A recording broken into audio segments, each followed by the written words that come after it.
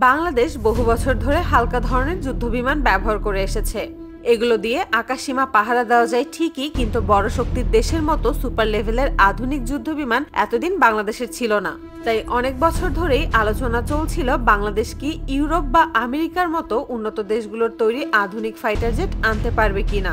অবশেষে সেই অপেক্ষার শেষ হতে চলেছে, কারণ এখন বাংলাদেশে আসছে ইউরোপের অন্যতম উন্নত যুদ্ধবিমান ইউরোফাইটার টাইফুন। বাংলাদেশ এই বিমান আনার জন্য বেশ কিছুদিন ধরে প্রস্তুতি নিচ্ছিল। সরকারের সর্বোচ্চ পর্যায়ে আলোচনা চলে এবং শেষ পর্যন্ত ইতালি বাংলাদেশকে 10টি টাইফুন যুদ্ধবিমান দিতে রাজি হয়েছে। এই খবর জানার পর শুধু বাংলাদেশেই নয়, পাশের দেশগুলোতেও আলোচনার ঝড় উঠেছে।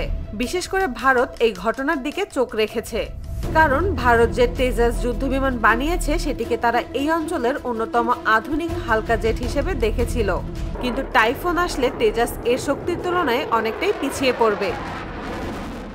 বাংলাদেশে যদি টাইফুন থাকে তাহলে আকাশে শক্তির ভারসাম্য স্পষ্টভাবে বদলে যাবে। টাইফুন মূলত মাল্টিরোল যুদ্ধবিমান, অর্থাৎ এটা একই সাথে আকাশে এবং মাটিতে লাগাতার যুদ্ধ চালিয়ে যেতে পারে। টাইফুনের সবচেয়ে শক্তিশালী অংশ হলো এর দুটি ইঞ্জিন। প্রতিটি ইঞ্জিন প্রায় 90 কিলোনিউটন থ্রাস্ট দিতে পারে, যা জেটটিকে সহজেই প্রায় 2495 কিলোমিটার পার ঘন্টা গতিতে নিয়ে যেতে সক্ষম।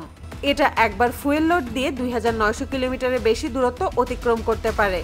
এর থেকেও আশ্চর্যের ব্যাপার হলো এটা মাটি থেকে 16 কিলোমিটার উপরে উঠতে পারে। টাইফুনে আছে ক্যাপ্টার ই রাডার সিস্টেম, যা বিশ্বের সবচেয়ে উন্নত ইলেকট্রনিক স্ক্যান রাডারগুলোর একটি। এটি একসাথে 13টা টার্গেট ট্র্যাক করতে পারে এবং 5টা টার্গেটে একই সময় অ্যাটাক চালাতে পারে। এটা প্রায় 40 কিলোমিটার দূরত্ব থেকে শত্রুর বিমান বা মিসাইল শনাক্ত করতে পারে।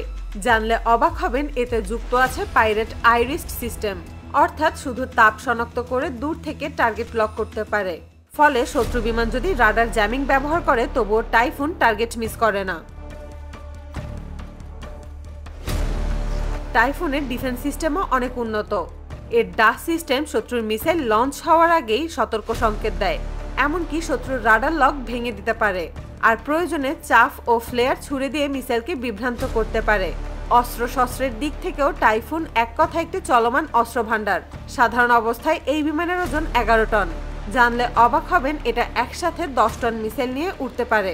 এটা এয়ার টু এয়ার এবং এয়ার টু গ্রাউন্ড মিসাইল বহন করতে পারে। সহজভাবে বললে এটা আকাশে থাকা যুদ্ধ বিমান এবং মাটিতে থাকা যুদ্ধ ট্যাঙ্ক দুটোকেই একই সময় হিট করতে পারে। এর ককপিট ব্যবস্থা অত্যন্ত আধুনিক। এতে আছে full glass cockpit, multifunctional display আর হেলমেট মাউন্টেড টার্গেট সিস্টেম। এগুলো পাইলটের কাজকে আরো সহজ করে দিয়েছে। যে পাইলট জেট চালাচ্ছেন তিনি কেবল হেলমেটের ভেতরে তাকালেই টার্গেট দেখতে পারেন এবং মিসাইল লক করে দিতে পারেন। টাইফুন এলে বাংলাদেশের আকাশ প্রতিরক্ষা শুধু আধুনিক হবে তা নয়, দক্ষিণ এশিয়া অঞ্চলের সামরিক ভারসাম্য বড়ভাবে বদলে যাবে। এখন প্রশ্ন, ভারতের তৈরি তেজাসের সাথে এত আলোচনা হচ্ছে কেন? কারণ তেজাস হলো ভারতের নিজস্ব প্রযুক্তিতে তৈরি হালকা যুদ্ধ বিমান। এটি এক ইঞ্জিনের এবং সীমিত মিসাইল বহন করতে পারে, আর গতি, রাডার, রেঞ্জ, সেন্সর সব দিক থেকেই এটি হালকা মানের জেট। বাংলাদেশের সাধারণ হালকা জেটের তুলনায় তেজাস উন্নত হলেও ইউরোফাইটার টাইফুনের সামনে এটি সম্পূর্ণ ভিন্ন ক্যাটাগরির বিমান।